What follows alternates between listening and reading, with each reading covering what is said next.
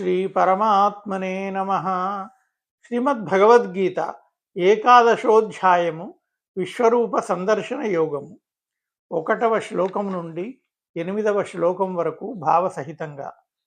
అర్జున ఉవాచ మదనుగ్రహాయ పరమం గుహ్యమధ్యాత్మ సంజ్ఞితం యత్వయోక్తం వచస్తేన మోహోయం విగతో మమ. అర్జునుడు పలికెను, ఓ కృష్ణ, నన్ను అనుగ్రహింపదలచి పరమగోప్యమైన ఆధ్యాత్మిక విషయములను ఉపదేశించితివి. దానివలన నా అజ్ఞానము మోహము తొలగిపోయినది.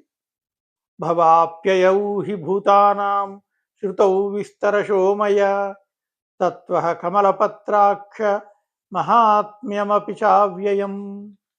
ఓ కమలాక్ష, ఓ కృష్ణ, సమస్త ప్రాణుల ఉత్పత్తి ప్రళయములను గూర్చి సవిస్తరముగా వింటిని, అట్లే శాశ్వతమైన నీ మహిమలను గూర్చియు వింటిని.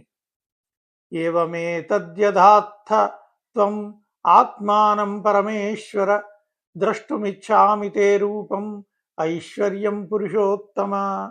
ఓ పరమేశ్వర, నీవు చెప్పినదంతయు సత్యమే, అందు సందేహమునకు తావులేదు. కానీ ఓ పురుషోత్తమ, జ్ఞాన ఐశ్వర్య శక్తి బల వీర్య తేజోమహితమైన నీ షడ్గుణైశ్వర్య సంపన్న రూపమును ప్రత్యక్షముగా చూచుటకు కుతూహలపడుచున్నాను. మన్యసే యది తచ్చక్యం మయా ద్రష్టుమితి ప్రభో యోగేశ్వర తథో మే త్వం దర్శయాత్మానమవ్యయం. ఓ యోగేశ్వర, ఓ ప్రభు, నీ దివ్య రూపమును చూచుటకు నన్ను అర్హునిగా నీవు భావించినచో శాశ్వతమైన నీ దివ్య స్వరూపమును నాకు చూపింపు. శ్రీ భగవానువాచ పశ్య మే పార్థరూపాణి శతశోధ సహస్రశః నానావిధాని దివ్యాని నానావర్ణాకృతాని చ. శ్రీ భగవానుడు పలికెను, ఓ అర్జున, అసంఖ్యాకములైన బహువిధములైన పెక్కు వర్ణములు ఆకృతులు గల నా అలౌకిక రూపములను చూడుము.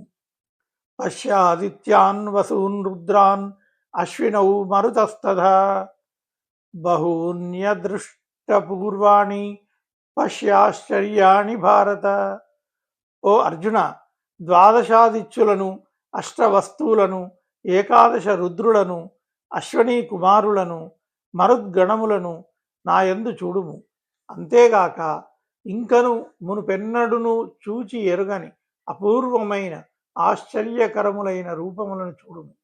ఇహైకస్థం జగత్కృత్స్నం పశ్యాద్య సచరాచరం మమ దేహే గుడాకేశ యచ్ఛాన్య ద్రష్టుమిచ్చతి.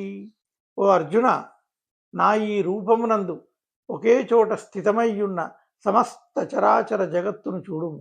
అంతేగాక ఇంకను నీవు చూడదలుచుకొనిన వాటినన్నింటినీ చూడుము.